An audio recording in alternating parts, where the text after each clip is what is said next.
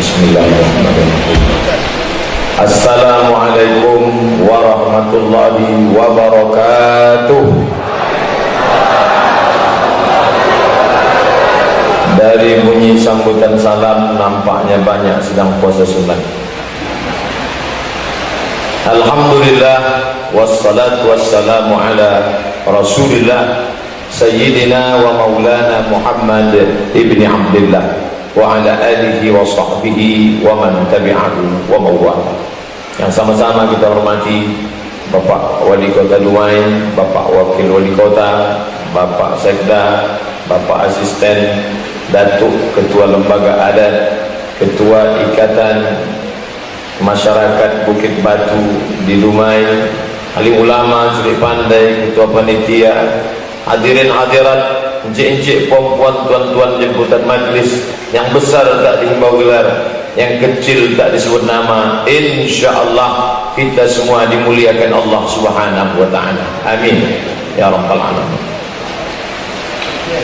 Dari ujung pulau Sumatera ada seorang sultan namanya Iskandar Muda, Aceh. Datuk nenek moyangnya seorang laki-laki bernama Merah Selu, bukan orang Islam. Lalu suatu malam Merah Selu berjumpa melihat ada seorang meludahi mulutnya. Lalu begitu dia terbangun, pandailah dia membaca Quran. Begitu dalam hikayat. Itulah orang berubah nama menjadi Malikul Saleh. Malik artinya raja, Saleh artinya orang yang saleh. Cucu cicit keturunan Malikul Saleh dari seorang bernama Iskandar Muda pergi menaik perahu sampan hendak mengunjungi kerajaan Melayu di Malaka, lalu singgah di sebuah balai-balai, menikah dengan selendang ungu. Lahirlah dari pernikahan itu seorang laki-laki bernama Abdul Jalil. Abdul Jalil inilah yang menjadi Sultan Melayu pertama Kerajaan Melayu Asahan, yang sekarang menjadi Tanjung Balai Asahan.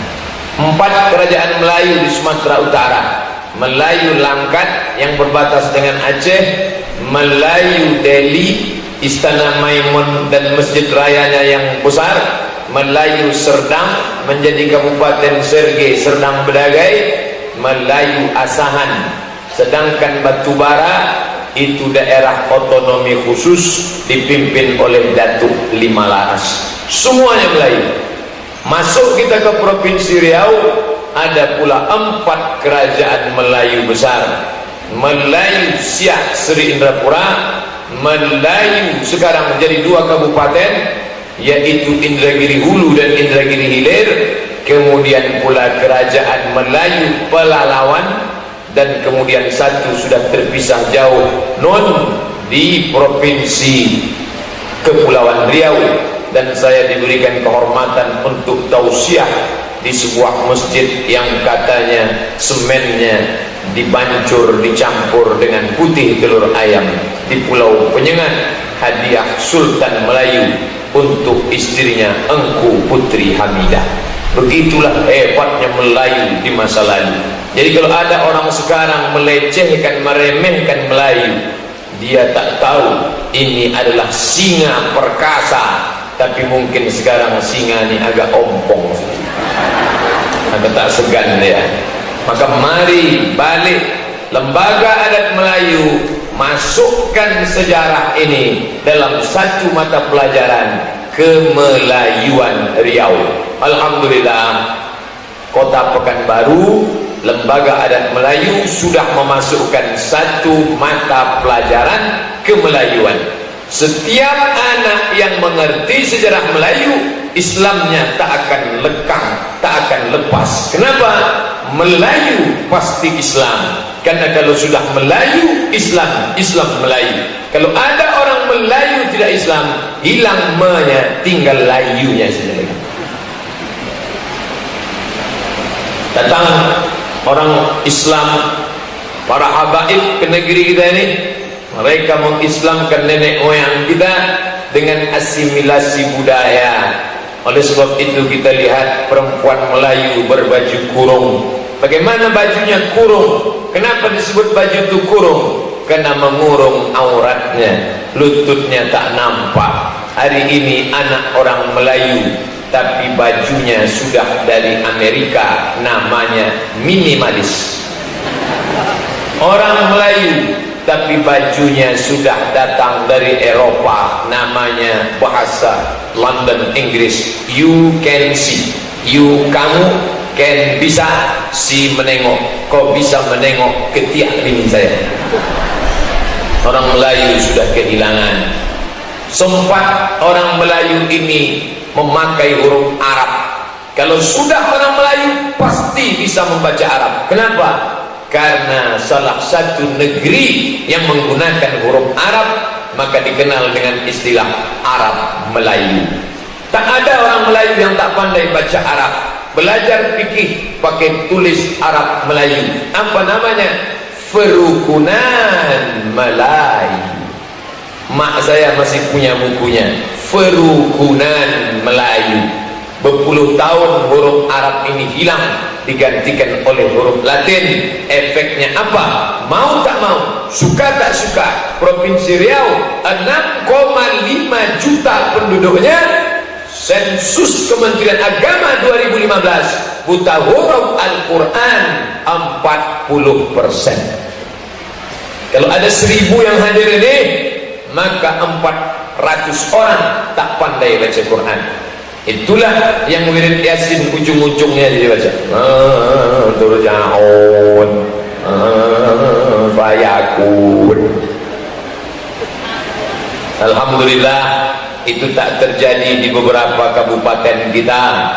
Ketika diadakan musabaqah internasional, seluruh dunia hadir di Kuala Lumpur, negeri Melayu, Semenanjung Malaya, Perlis, Terengganu, Perak, Kelantan, sampai ke kerajaan Melayu yang sedang dijajah oleh negeri Gajah Putih, yaitu kerajaan Patani, dan di sana itu asli Melayu. Lalu kemudian apa yang terjadi ketika orang berkuasa? Orang Melayu bisa menjadi tamu di rumahnya sendiri. Di mana orang Melayu tak lagi bisa mengumandangkan azan, di mana orang Melayu tak lagi bisa buat pengajian, datang beberapa orang Melayu menyewa hotel di Jalan Sudirman, mengundang saya untuk buat pengajian. Kenapa tak saya yang diundang ke tempat kalian? Apa jawab mereka? Kami tak boleh mengundang ustaz karena satu dan lain hal. Jauhkah dari tempat kita? Dekat. Negeri itu bernama Kerajaan Melayu Tumasik. Banyak anak menantu kita tak tahu Tumasik. Di mana Tumasik itu? Singapura, Kerajaan Melayu Tumasik. Hari ini anak Melayu bermain congkak di depan halaman rumah, di tengah gedung pencakar langit. Suara azan, suara khotib tak boleh keluar ketika orang yang berkuasa tak lagi ada di dalamnya darah Islam dan Melayu. Saya bukan ceramah provokatif, karena ini kalau direkam dan diupload ke internet pasti akan muncul isu kedua. Abdul Somad adalah ustadz yang anti kebinekaan. Abdul Somad orang Melayu yang anti kebersamaan, benci kepada etnis lain. Jangan dipahami seperti itu, karena tadi sudah dibacakan pantunnya. Kalau sudah Melayu bersatu, yang lain jangan ambil pusing, karena orang Melayu tak pernah memusingkan kepala orang lain. Di mana bumi dipijak, di situ langit dijunjung. Sekali layar terkembang, surut untuk berpantang. Tak Melayu hilang di bumi, tapi tak ada orang yang datang diusir dari negeri ini selama dia asyhadu an la ilaha illallah wa asyhadu anna muhammadan rasulullah. Saya sehari-hari menjadi dosen di Universitas Islam Negeri Sultan Syarif Kasim Pekanbaru. Di sana macam-macam suku ada. Salah satu dari mahasiswa itu yang datang dari bumi, huruf E-nya agak kental sedikit. Kalau kita menyebut kabel, kalau dia kabel. Coba kau ambil kabel dulu. Jadi beberapa orang Melayu mengejek yang aneh di telinga kabel tadi. Saya panggil budak-budak nih, sini kejap. Ya Pak, kenapa kau ejek tadi dia? Lain bunyi dia bercakap, Pak. Apa jalan yang paling besar di Riau nih? Pekanbaru, Jalan Sudirman, Pak. Sudirman itu orang Melayu, orang mana dia? Sudirman, orang Jawa.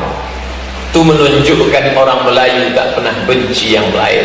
Seandainya orang Melayu benci orang Jawa, pasti sudah dibuatnya jalan yang paling besar, yang paling panjang adalah jalan Hang Tuah, Hang Lekir, Hang Jebat.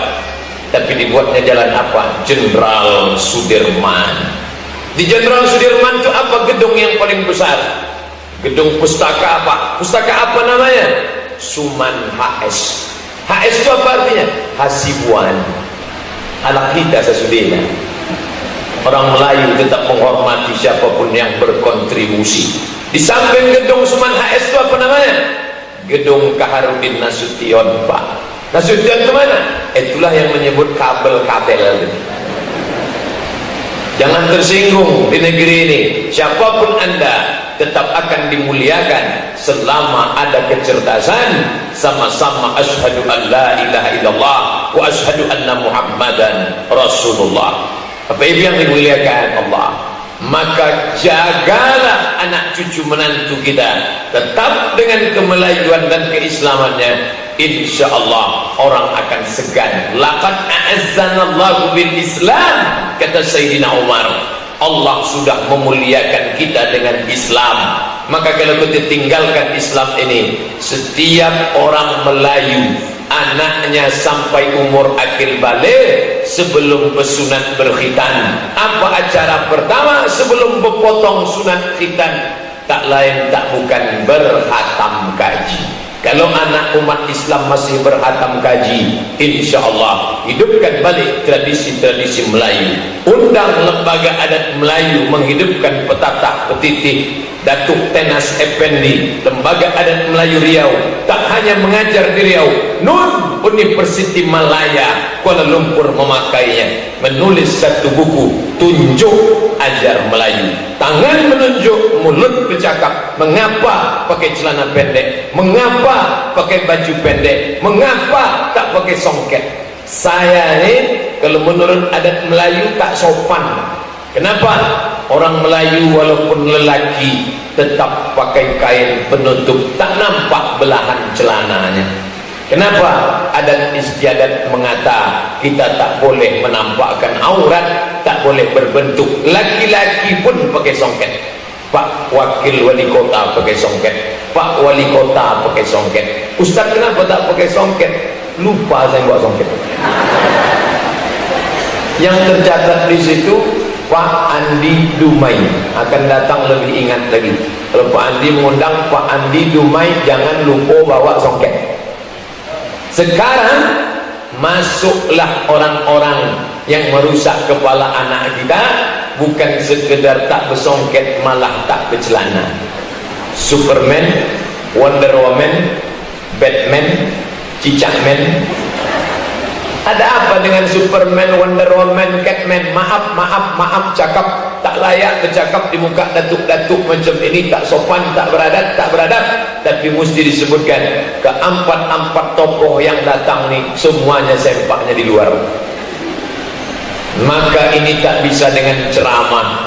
Ustaz Abdul Somad sebulan 2 kali datang ke Dumai. Sabtu pertama di Habibur Rahman, Sabtu ketiga di Masjid Bukit Datuk. Apa yang terjadi? Balik menengok anak cucu menantu duduk berpangku-pangku di atas jembatan jam 2 malam. Balik dari Dumai jam 10, 11, 12, 1, 2. Ini tak selesai dengan ceramah. Tak mungkin saya keluar dari mobil ceramah di atas jembatan, Assalamualaikum warahmatullahi wabarakatuh. Tak selesai.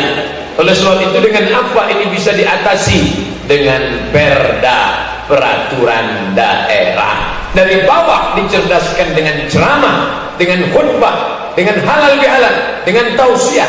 Dari atas dicerdaskan dengan peraturan daerah.